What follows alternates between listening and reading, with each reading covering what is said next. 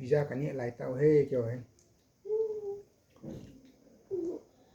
tua năng là sẽ biến cho nó từ làm sự cheesy này thì hả cheesy biến một cheese mà mua nó có tính kiểu vậy đó cheesy thì sẵn nào cheese vào nhá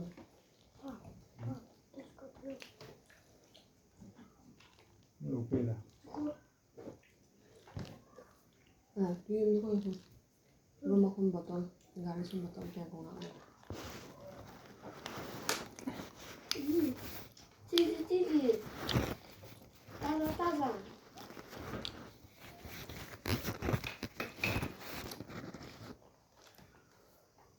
Cheesy chỉ bello. là là mình có khát chứ nào mình có khát chút chỉ là Apa?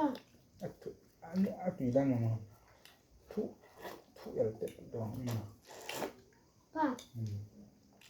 Cheesy bello. Wala niyo doon.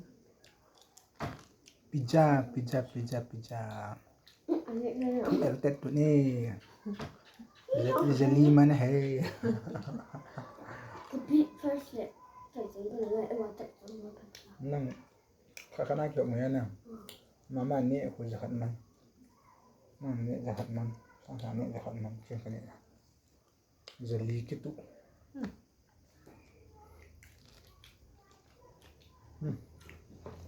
qua đủ rồi Đây. nó lọc gì hơn mà nên nhiều hơn là nó đủ rồi Cái chân nhau bên. Cái nhau bên bây giờ.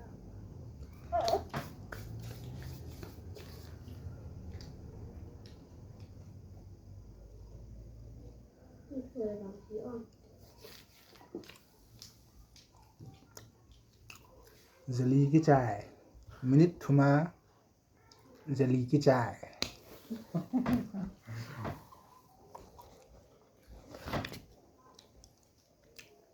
pizza cái này wahin tu jun cái này chai bên jelly mana cái chỗ hin minute lean cái này chai ta bên này na telung siya